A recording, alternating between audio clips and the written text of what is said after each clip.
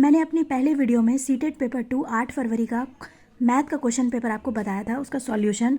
तो ये उसका पार्ट 2 है, उसका सेकंड पार्ट है। मैंने 43 नंबर क्वेश्चन वहाँ पर अधूरा छोड़ दिया था, ये उसके बाद से है कि ये क्वेश्चन का सॉल्यूशन कैसे बनेगा। तो देखते हैं। तो इस क्वेश्चन में बोल रहा है ट्रायंगुलर पिरामिड का फेस, वर्टेक्स और एज का जो नंबर है वो XYZ है। तो इस इक्वेशन में कौन सा आंसर मैच करेगा। ट्रायंगुलर पिरामिड को भी टेट्राहेड्रॉन भी कहते हैं। तो ये टेट्राहेड्रॉन का फिगर है ट्रायंगुलर पिरामिड। इसका 4 फेस होता है, 4 वर्टेक्स होता है और 6 एज होता है। फेस ये आगे का जो ट्रायंगुलर वाला है पार्ट, ये इसको कहते हैं। तो आगे का 2 और पीछे का 2, 4 फेस।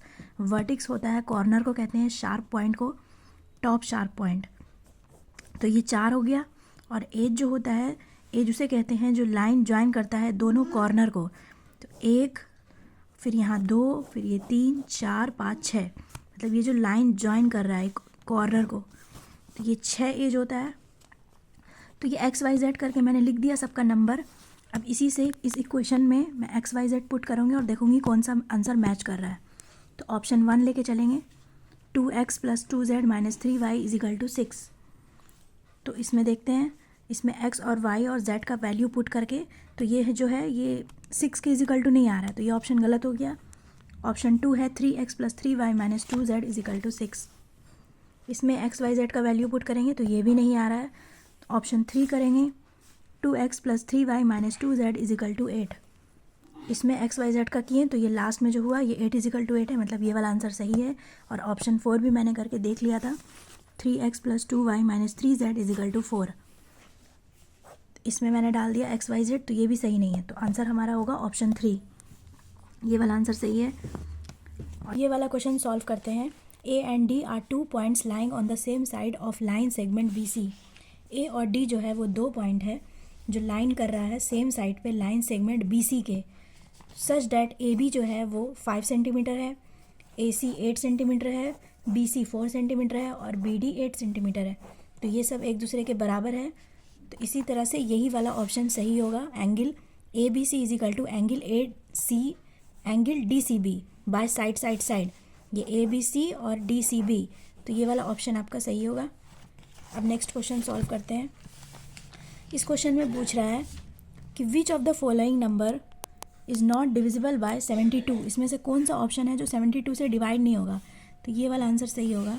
यहाँ मैं आपको करके दिखाती हूँ कि 95142 को मैंने 72 से डिवाइड किया, तो ये कट ही नहीं रहा है, ये पूरा चल रहा है प्रोसेस और ये चलता ही जाएगा, इसीलिए ऑप्शन 4 नंबर होगा।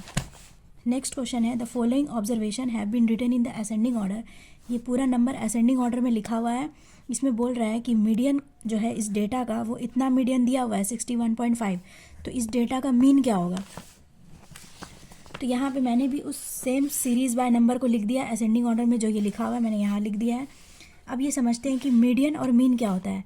मीडियन मतलब होता है कि कोई भी नंबर है, जैसे 2 4 6 8 10 और 12 है, तो अगर ये टोटल डिजिट ओड नंबर में, जैसे 1 2 3 4 5 6, अगर ये क्या है 6 है, मतलब ये इवन नंबर है, तो इवन में क्या करेंगे कि बीच के 2 नंबर को जोड़ देंगे और उसको 2 से डिवाइड कर देंगे, तो वो मेरा मीडियन निकल जाएगा। जैसे ये दोनों को जोड़ दिए, 6 + 8 14 हो गया, और उसको 2 से डिवाइड किया तो 7 मेरा मीडियन हुआ। तो ये इवन के केस में है। लेकिन अगर यहाँ पे सिर्फ 10 तक दिया हुआ है, तो 1 2 3 4 5, ये 5 ही डिजिट हुआ, तो 5 डिजिट में कौन सा बीच वाला पॉइंट हो जाएगा, बीच वाला हो जाएगा मेरा 6 हो जाएगा। 2 इधर, तो ये 6 मेरा मीडियन हो जाएगा। तो ओड वाले में तो बीच का लेंगे और इवन वाले में दोनों को ऐड करके 2 से डिवाइड करेंगे। तो यहाँ पे आप देखिए कि मीडियन मेरा क्या है, तो ये पूरा इवन हो रहा है। देखिए 1 2 3 4 5 6 7 8 9 10, तो इसीलिए बीच में मैंने दोनों को ऐड किया है और 2 से डिवाइड किया है। यहाँ मैंने वैसे ही सेम चीज़ लिख दिया है कि ओड होता तो मिडल वाला होता, और इवन है तो add 2 numbers of the middle and divide by 2। इसीलिए ये इवन था तो दोनों को प्लस करके 2 से डिवाइड किया, तो मेरा 61 और ये 61.5 यहाँ पे लिखा हुआ है ना, मीडियन ऑफ द डेटा, तो = 61.5 किया। अब इसको सॉल्व करना है, तो 2a + 3/2, फिर ये 2 उधर जाएगा, तो ये सॉल्व करके a मेरा आया 60। अब जब a 60 आ गया, तो इस क्वेश्चन में a की जगह 60 पुट कर देंगे और यहाँ पे 60 + 3 63 हो जाएगा। तो मैंने फिर से सारे नंबर को सीरियल वाइज लिख दिया। अब इसमें पूछ रहा है कि यहाँ मेरा a तो निकल गया और मैंने यहाँ भी a डाल दिया। अब लास्ट में पूछ रहा है कि ये डेटा का मीन क्या होगा। तो मीन निकालने का सेम प्रोसेस है कि जितना दिया हुआ है उसको ऐड कर दो और टोटल डिजिट से डिवाइड कर दो। तो ये पूरे को मैंने यहाँ ऐड किया तो 593 हो रहा है। टोटल डिजिट कितना है 1 2 3 4 5 6 7 8 9 10 10 है। 10 से डिवाइड कर दिया तो मेरा ये आंसर आ गया। यहाँ ऑप्शन में देखिए 59.3 है। अब नेक्स्ट क्वेश्चन सॉल्व करते हैं। One of the factors of 4x² plus इतना, तो इसमें से कौन सा ऑप्शन सही होगा इस फैक्टर को सॉल्व करने पर। तो ये सेम क्वेश्चन मैंने यहाँ पे लिखा है 4x² plus 9y plus 12xy minus 5 plus 3y। इसको सॉल्व करते हैं। तो इसको आप यहाँ देख सकते होंगे कि ये 2x प्लस 3y का होल स्क्वायर है, a प्लस बी का स्क्वायर है, तभी तो ये वाला यहाँ से लेके जो ये वाला a प्लस बी का होल स्क्वायर है। आप इसको यहाँ भी देख सकते हैं कि 2 2 जा 4 होगा, 3 3 जा 9 और a² plus b² plus 2ab, तो 2 2 4 2 जा मतलब 2 2 जा 4 और 4 3 जा 12, तो ये वही आया है। तो इसीलिए मैंने इसको ऐसे लिख दिया और ये पूरा सेम चीज़ उतार दिया। अब देखिए कि यहाँ दोनों जगह 2x प्लस 3y कॉमन है, तो मैंने z को मान लिया 2x प्लस 3y। तो जब इसको z मान लेंगे तो यहाँ पे z² हो जाएगा माइनस 5z और माइनस 14 हो जाएगा। फिर इसको सॉल्व कर लेंगे तो इसको इससे मल्टीप्लाई किया जाता है ऐसे इक्वेशन को सॉल्व करने के लिए, और जितना आता है उसको एलसीएम करते हैं। तो 2 7 जा 14 होता है, तो यहाँ 7 और माइनस 7z प्लस 2z करेंगे ये 5 लाने के लिए। तो अब ये वाला जो उतार दिया तो मैंने z लिखा, z कॉमन लिया तो z माइनस 7 आया, फिर यहाँ 2 कॉमन लिया z माइनस 7 आ गया, तो यहाँ z प्लस 2 आ गया, z माइनस 7 आ गया। अब ये z जितना निकल गया यहाँ पे मैं z लिख दूंगी, तो 2x प्लस 3y प्लस 2 हो जाएगा z की जगह, और यहाँ पे 2x प्लस 3y z की जगह माइनस 7 लिख देंगे। तो ये दोनों में देखिए कौन सा आंसर मैच कर रहा है। ये वाला आ रहा है 2x प्लस 3y माइनस 7, तो ये वाला आंसर सही होगा। अब यहाँ पे ऐसा कोई ऐसा मैच नहीं कर रहा है, एक ये है तो, लेकिन यहाँ पे क्या -2 है और यहाँ पे +2 है, इसीलिए आंसर ये वाला सही होगा, ये वाला आंसर। अब ये सॉल्व करते हैं। तो इफ़ इतना then what is the value of ये, पहले ये सॉल्व करेंगे और फिर इसमें जो x निकलेगा वो x का वैल्यू इसमें पुट करेंगे, तभी तो इसका वैल्यू आएगा। तो पहले ये सॉल्व करते हैं। तो ये देखिए यहाँ पे जो क्वेश्चन में दिया हुआ है ये मैंने पूरा उतार दिया है। अब इसमें क्या है कि दोनों को माइनस करना है, तो मैंने इस तरह से माइनस कर दिया ताकि समझने में थोड़ा आसानी हो। तो 5 3 जा 15, 5 4 जा 20, 6 8 जा 48, 7 8 जा 56, प्लस माइनस माइनस ये दोनों को माइनस कर दिया, प्लस माइनस माइनस ये दोनों को माइनस कर दिया। अब इतना इजिकल टू 9x माइनस 8 है, तो फिर इसको सॉल्व करके ये x का वैल्यू आ गया -14/21। अब यहाँ पे वही पूछ रहा है कि जो x का आएगा वो यहाँ पे x को पुट कर देना है, तो 3x प्लस 4 में ये x का वैल्यू पुट कर देंगे तो मेरा आ जाएगा आंसर 2। यहाँ पे देखिए आपका आंसर 2 है, ये वाला आंसर सही है। फिर ये आपका CDP हो गया। फिर ये वाला सॉल्व करते हैं 52 नंबर क्वेश्चन। यहाँ देखिए पूछ रहा है कि if a plus b is equal to 17/6 and AB is equal to 2 then what is the value of a minus b। तो यहाँ a प्लस बी 17/6 लिख दिया मैंने, फिर AB का 2 लिख दिया। तो पहले a प्लस बी इतना सा वैल्यू हम लोग यहाँ पे लिखेंगे और दोनों तरफ स्क्वायरिंग कर देंगे ये वाले का। तो ये दोनों को स्क्वायर किया तो ऐसे लिख दिया। फिर a प्लस बी का स्क्वायर को ऐसे लिख सकते हैं, a² plus b² plus 2ab, फिर इसका स्क्वायर ये आ जाएगा। अब यहाँ पे a² प्लस b² प्लस 2 और ab की जगह मैं यहाँ पे 2 पुट कर दूँगी 2, तो ये यहाँ पे आ गया 4 और फिर ये उतर गया और ये उतर गया। फिर उसके बाद ये 4 उधर जाके माइनस हो जाएगा, फिर ये दोनों का एलसीएम लेके ये आ जाएगा। तो इतना सा लिख के छोड़ देना है क्योंकि a² प्लस b² मेरा ये आ गया। अब यहाँ पे पूछ क्या रहा है, यहाँ पे पूछ रहा है क्वेश्चन में कि a माइनस बी का वैल्यू क्या है। तो a माइनस बी का भी मैं स्क्वायर करूँगी, जैसे मैंने यहाँ पे दोनों का स्क्वायर किया था। तो इसका स्क्वायर क्या होगा, a² plus b² minus 2ab। तो a² प्लस b² का मेरा क्या आया था वैल्यू 145/36, ये यहाँ पुट कर देंगे। अब -2 और ab जो यहाँ पे 2 है वो ab का 2 वैल्यू यहाँ पे पुट कर देंगे। तो इसको सॉल्व करेंगे तो ये इसका एलसीएम लेंगे, फिर ये आएगा। तो ये मेरा क्या आ गया 1/36। तो ये किसका वैल्यू आया, a माइनस बी का स्क्वायर था ना, मैंने शुरू में स्क्वायर किया था, शुरू में स्क्वायर करके ये सॉल्व किया, तो ये a माइनस बी का स्क्वायर वाला आंसर आया था। तो अब ये स्क्वायर उधर जाएगा, रूट होगा तो रूट से बाहर आएगा 1/6 हो जाएगा। तो इसका आंसर क्या होगा 1/6। देखिए यहाँ पे 1/6 है, ये इसका आंसर है। अब ये वाला सॉल्व करते हैं। इन ए क्वाड्रिलेटर ABCD, ये क्वाड्रिलेटर है जिसमें ABCD है, जिसमें कि AB जो है पैरेलल है DC के, AB पैरेलल है DC के, जिसमें कि एंगल भी 70 है। तो एंगल बी जब 70 है तो इसके सामने वाला एंगल भी 70 होगा। और जब पूरा क्वाड्रिलेटरल क्या होता है 180 डिग्री का होता है, तो 180 में 70 गया तो 110 ही तो बचेगा। तो जब ये 110 है तो ये इसके सामने वाला 110 होगा, तो एंगल ए एंगल सी भी बराबर होगा। तो यहाँ पे वही ऑप्शन सही है मेरा, एंगल ए एंगल सी, क्योंकि और सब तो मैच कर नहीं रहा है, तो ऑप्शन 2 मेरा सही है। अब ये वाला क्वेश्चन सॉल्व करते हैं। The product of two rational number is इतना if one of them is इतना and the reciprocal of the other is x, then what is the value of ये। तो पहले एक्स का वैल्यू निकालेंगे, फिर वही वैल्यू यहाँ पे पुट करके इसका आंसर आएगा। तो दो प्रोडक्ट का रेशनल नंबर का ये दिया हुआ है उसका वैल्यू, जिसमें कि एक है -5/2, तो दूसरा हम y मान लेंगे क्योंकि x तो हमको निकालना है। तो उसी तरह से मैंने दो प्रोडक्ट का लास्ट वाला रिजल्ट दिया हुआ था जिसमें कि वन ऑफ देम था -5/2, तो एक को मैंने y मान लिया तो -5y/2 हो गया इजिकल टू 40/3 है, तो यहाँ पे मैंने 40/3 लिख दिया। अब इससे y निकल गया मेरा। अब बोल रहा है कि जो x जो है वो y का रेसिप्रोकल है and the reciprocal of the other is x, मतलब x जो है रेसिप्रोकल है, तो इसका रेसिप्रोकल क्या होगा, उल्टा 3/16 हो जाएगा x। तो जब x निकल गया तो इसमें हम x पुट कर देंगे, 8x + 2 1/4 में x पुट करेंगे, ये 4 2 8 एक 9/4 होगा और ये x के जगह 3/16 होगा। ये काट के मेरा x का वैल्यू क्या आएगा 15/4 आएगा। तो 15/4 को मैंने फ्रैक्शन में लिखा है क्योंकि आंसर फ्रैक्शन में दिया हुआ है, तो इसका आंसर होगा 3/4, 4 3 12, 12 में 3 गया, 3 जोड़े 15, तो ये आंसर है मेरा। उसके बाद हम बनाते हैं ये वाला question. The height of a cylinder is 3 times the radius of its base. Cylinder का जो हाइट है उस सिलेंडर का जो बेस का, सिलेंडर के बेस का जो रेडियस है उससे 3 गुना ज़्यादा है सिलेंडर का हाइट। यहाँ देखिए ये सिलेंडर का बेस है, उसका रेडियस है, इसमें बोल रहा है कि उसके रेडियस से 3 टाइम्स ज़्यादा है सिलेंडर का हाइट, तो इससे 3 टाइम्स हो गया 3r हो गया इसका हाइट। और उसका सिलेंडर के बेस का एरिया दिया हुआ है 616 सेंटीमीटर स्क्वायर।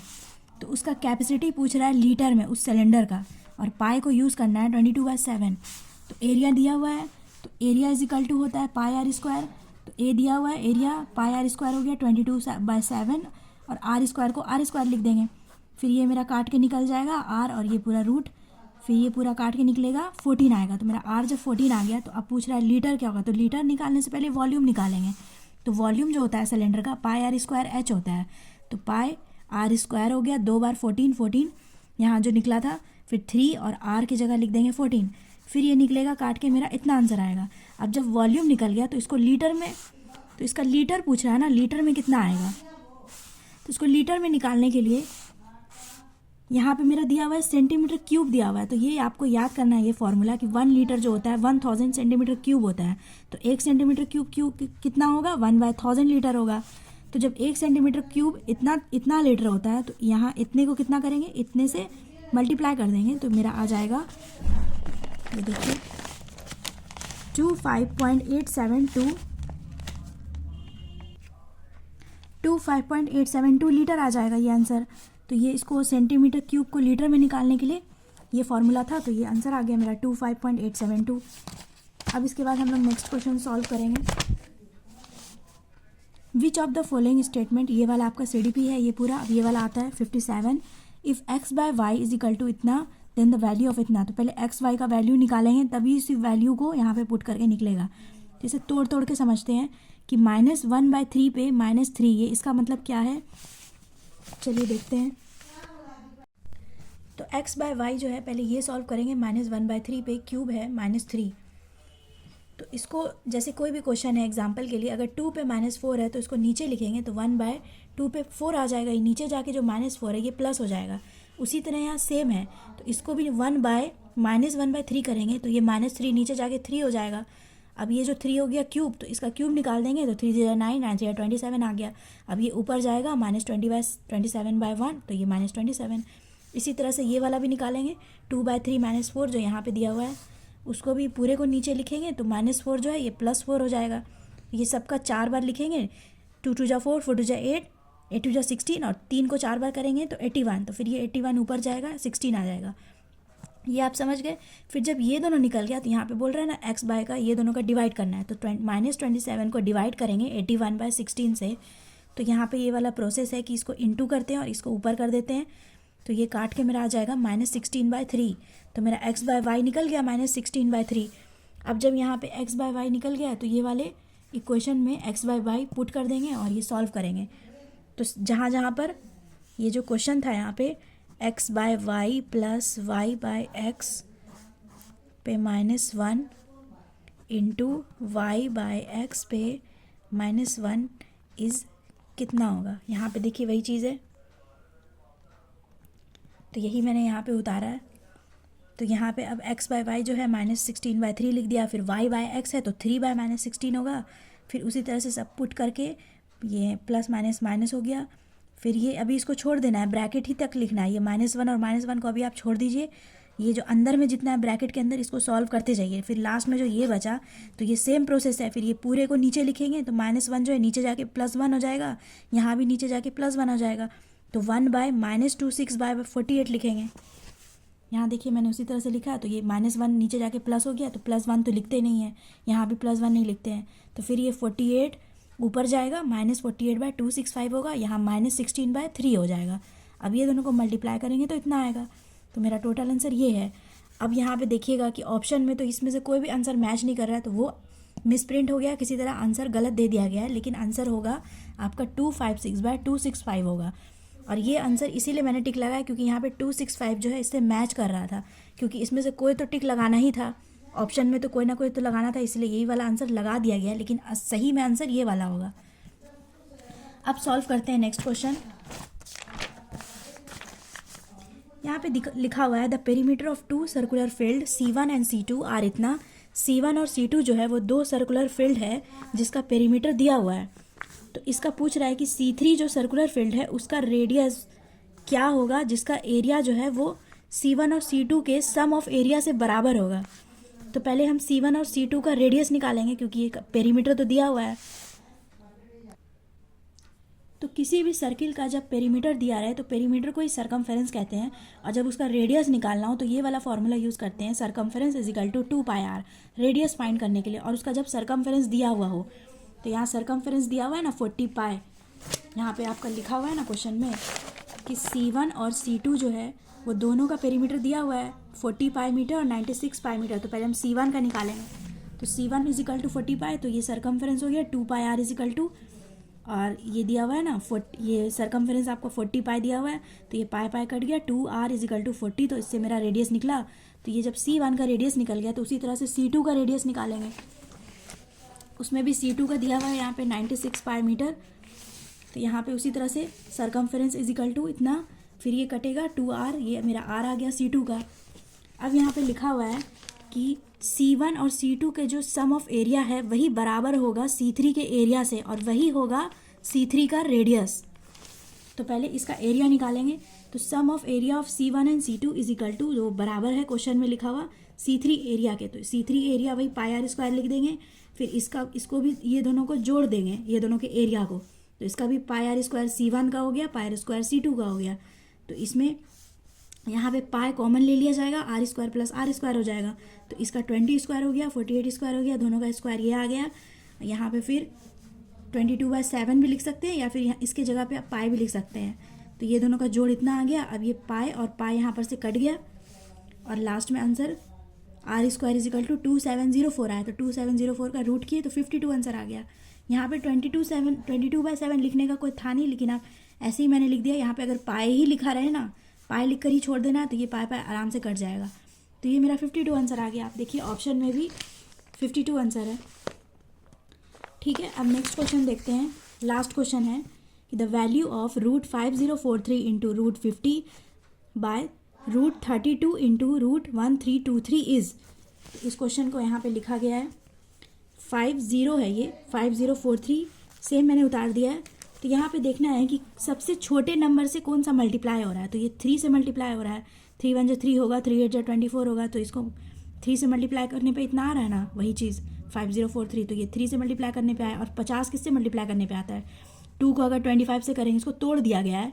फिर 32 को किससे करने पे आएगा, 16 को 2 से करेंगे।